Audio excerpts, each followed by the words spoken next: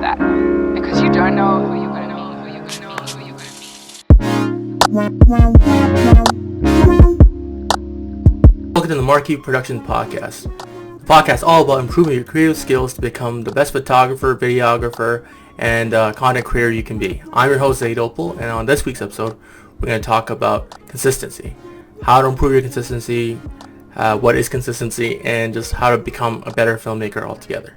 But first, let's get to the news. So Facebook launched their own studio app yesterday. And if you guys don't know what a studio app is, what it is like, it's a way for content creators to check analytics for their page. So YouTube has an app like that as well. It's called YouTube Studio. And you can check how many views you're getting, where the views are coming from. It's all on your iOS and Android phone. So you can always check all that stuff on your computer on the YouTube website. But it's better when you're on the go and you need to see that your analytics for a video that you posted and see how well it's doing, and you can just pull up the Studio app, because the regular YouTube app and regular Facebook app doesn't have the analytics actually on there. So this helps Facebook this helps creators who use Facebook for most of their video stuff to improve their reach and their analytics. So last couple of years, Facebook has been really investing into the video space. I think YouTube probably changed everything for them. It's just like they notice how many views people get on YouTube every day, and they realize like they need to invest more into video as well. So they started launching their own video sites and stuff like that. And they have video creators like Jay Shetty, which primarily focus on Facebook video, and he's become pretty popular on there as well. So they want more people to be going towards their website instead of using YouTube as a second as a competitor to YouTube itself, which I think is good. I think it's good for competition, but the problem with Facebook is their demographics are a little bit older. They're usually like, baby boomers or like Generation Xers, so they're not getting a lot of the younger like content creators, because most content creators nowadays, they start off very young in their 20s and 30s. So it's hard, I think it's hard to develop like a fan base through there, but I guess if you could do content for older people, it'd be a good spot to start. So, and it only makes sense because you think Facebook has 2.5 billion users across the world. It's crazy to think about. So there's a whole, like, half the world uses Facebook. So that's a huge market for any content creator to get their message out there, or any business to get their message out there. That's why Facebook ads are very big nowadays. Like, a lot of companies use Facebook ads to promote their business, which I'll probably obviously do as well eventually one of these days. But usually the promotion is a little expensive, but eventually I'll get to that point. And if you think about it, Facebook is just insane. And YouTube has all the video, like, they have the video section, the monopoly on that, because they have 1.3 billion people use YouTube every day, and there are 5 billion videos watched every day as well, which is crazy to think about. Just imagine that. That is insane. So here's a quote from Facebook.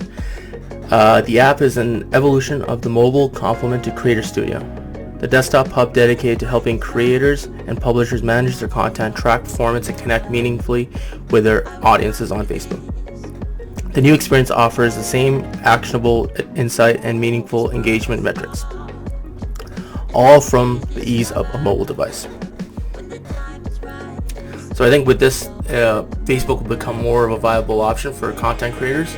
So we'll look more into that in the future.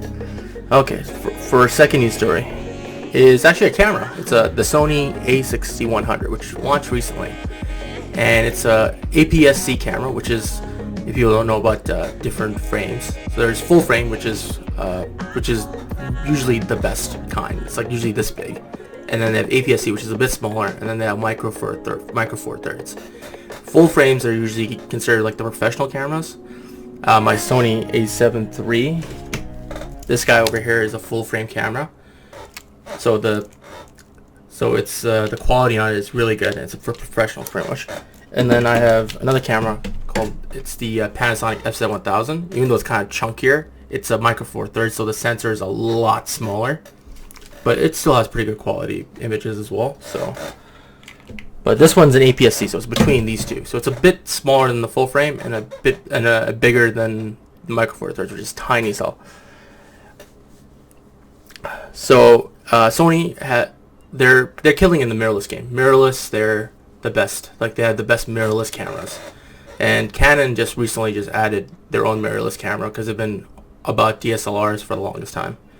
And if you guys don't know about the difference between DSLRs and mirrorless, DSLRs actually have a mirror that reflects onto the sensor and shows you what's actually being shown through the viewfinder. So when you look through the viewfinder, the mirror is actually bouncing off the lens and shooting the exact image to you in real time. That's why a lot of people like DSLRs, because like the picture you see is the picture that's there. But with mirrorless, it's all digital, so it's a digital representation of what your frame looks like. And a lot of people swear DSLRs because DSLRs are like, this is the true image that's being shown. But the problem with DSLRs is that they're so big. They're like, the cameras themselves are very big, very expensive, while mirrorless are like way cheaper. And honestly, it's like screen resolution and digital stuff has come a long way, and it's pretty much almost exact, like using a mirror and not using a mirror.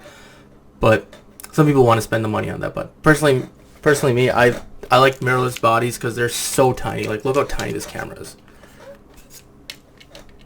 Like, imagine if I had a Nikon or a Canon, the camera would be twice the size. It's ridiculous. So that's why I think mirrorless is great, and especially mirrorless is a lot cheaper too.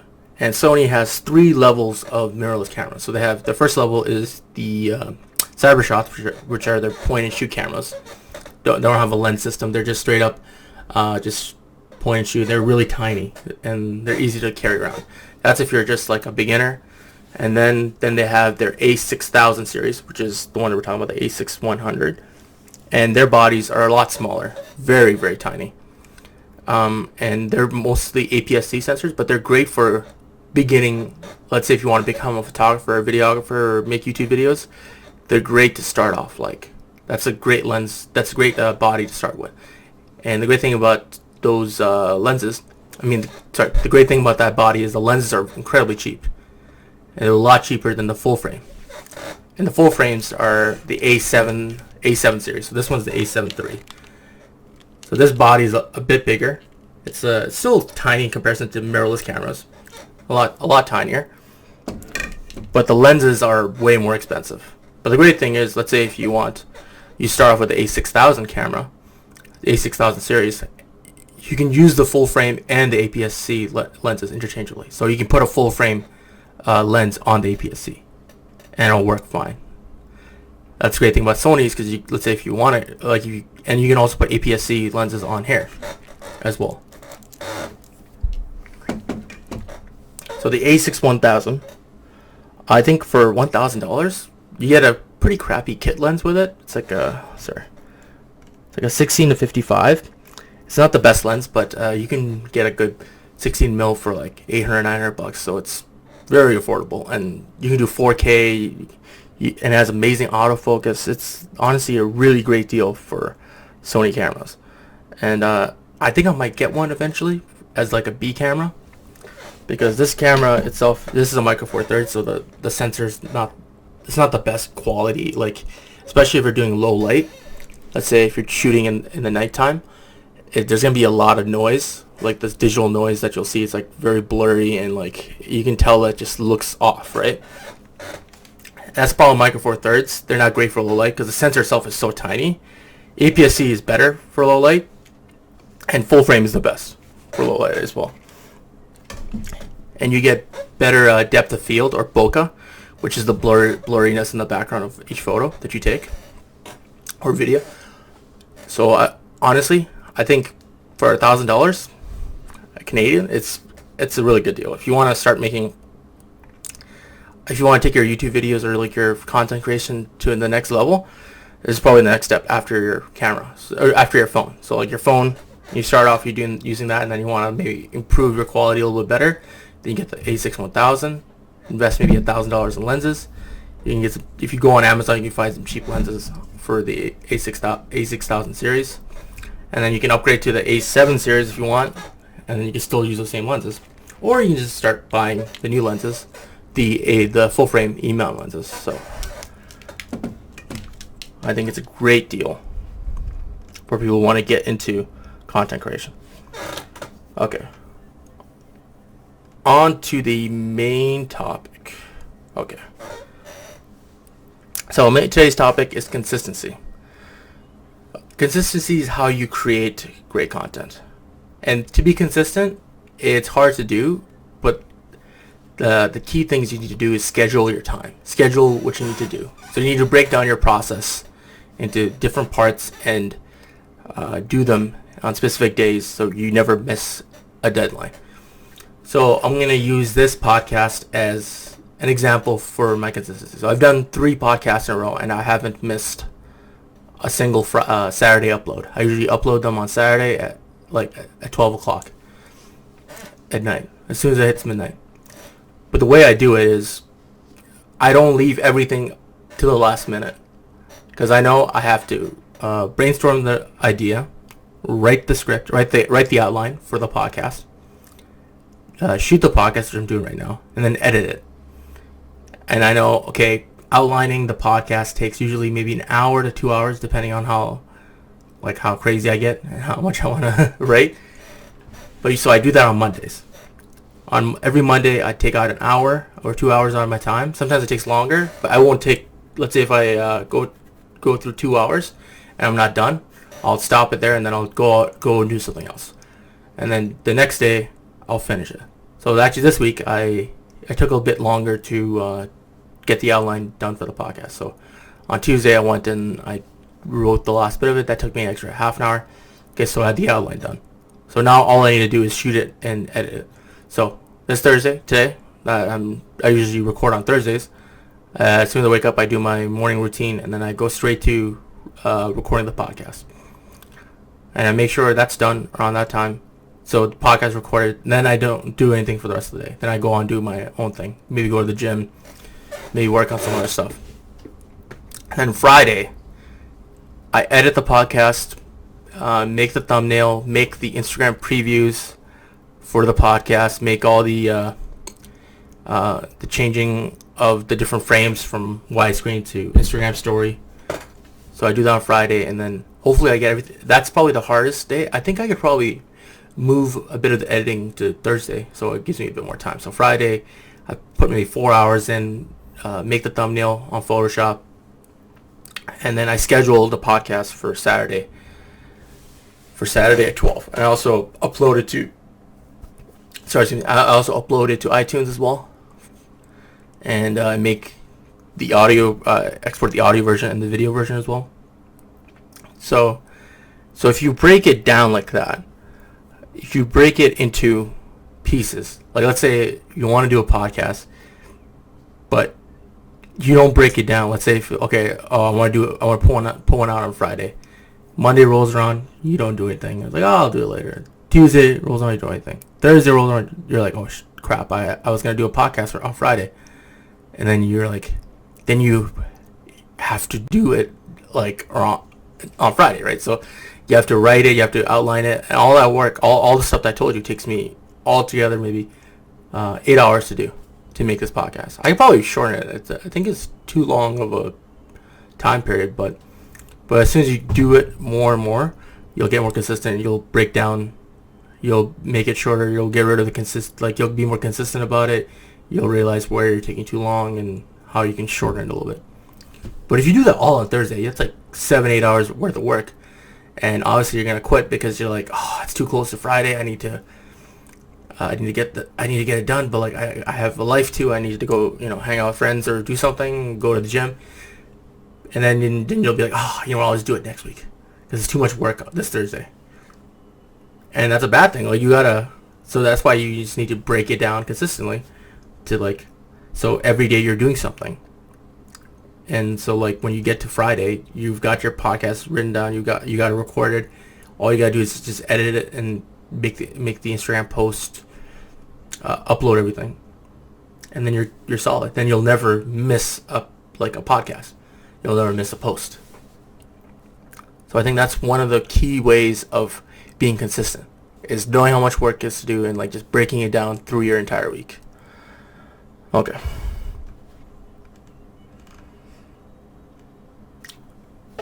Now we're at the Creator Showcase segment of the podcast.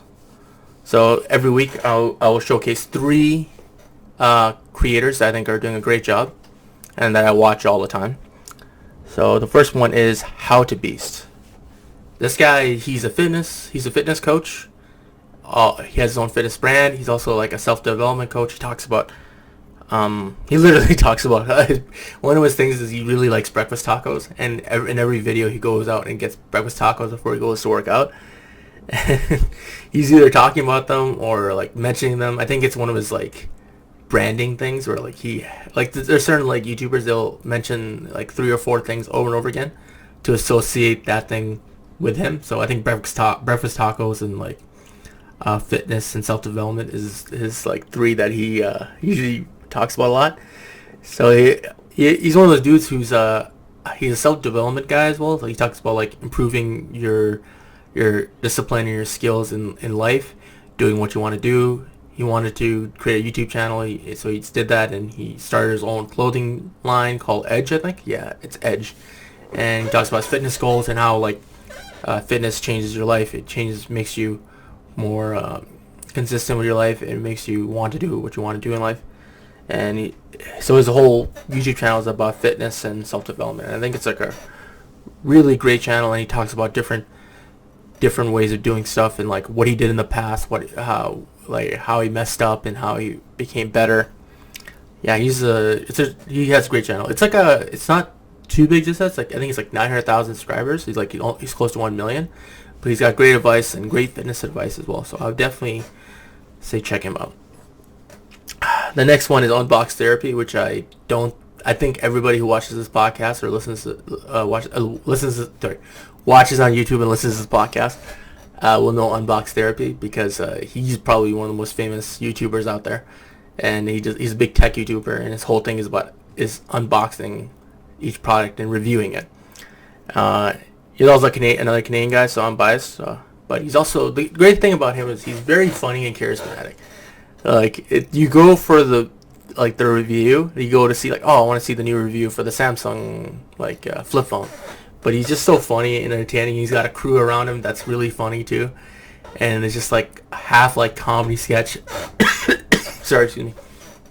Half comedy sketch, and half like a tech review.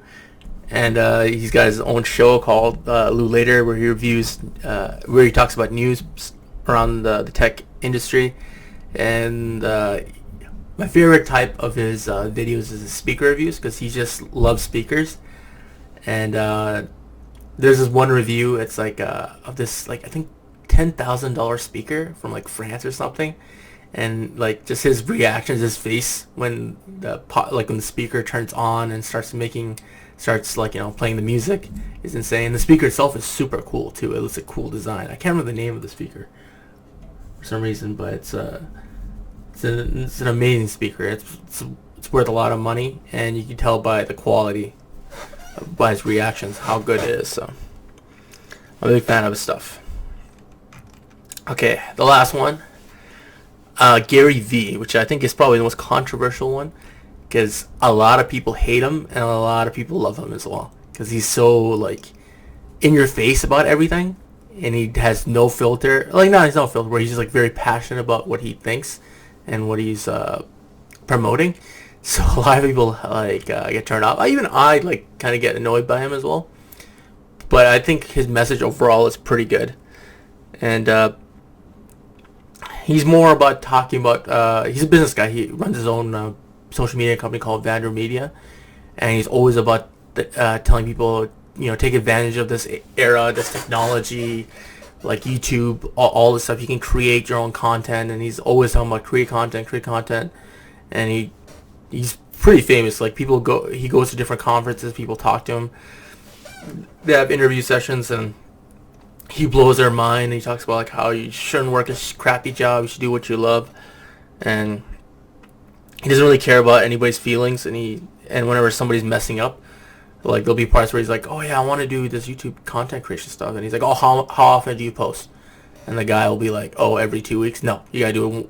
You gotta post once a week at least, or daily something. Like post a photo daily, or post a little video daily, or something like that. And he's just like, no, you're not doing enough. And then just like he just says it as it is, and he knows like in order to create content, you have to be consistent. You have to be doing it consistently. I think I've been very influenced by his work because like I'm always like his videos. Like they're part inspirational and they're part marketing strategies, so that he gives you a lot of strategy on how to do stuff and how to figure it out. He has this thing called Trash Talk, which is literally like he goes to like garage sales and buys stuff and sells it on Kijiji or eBay for like double the price. Sometimes it's like he doesn't get much on it, but I really want to try that. I want to go to a garage sale when the weather gets nice over here and just buy something and see how much I can, like maybe have like a $20 budget, buy some stuff and then try to sell it online and see if I can flip it and make money on it. It seems like a lot of fun. Like he found this Olympic pin collection. He bought it for like I think $20 or something. All these Olympic pins, and sold like the entire thing for like $300. And just think about that. It's insane, you know. But yeah, he's check out his stuff. He's he's not for everybody, because some people just find him annoying because he says the same stuff over and over again. But it's good for if you want to do content creation and become a better business person. So check out his stuff, Gary Vee. You probably know about Gary Vee anyway, so it doesn't really matter. But okay, so that was the content creator section. Thanks for listening to the podcast. You can follow me on Instagram at Zaidopal, and you can follow the Marquee_Productions page at Marquee_Productions. You can listen to the podcast on Apple Podcast. You can rate and subscribe to it. You can also watch it on YouTube at Marquee Productions. And if you want to work with me, you can go to my website, www.marquee-productions.com. That's where you can contact me if you want to do any photography work or videography work. I'm available for that. And I'd like to say thank you guys for watching and listening, and just go out and create.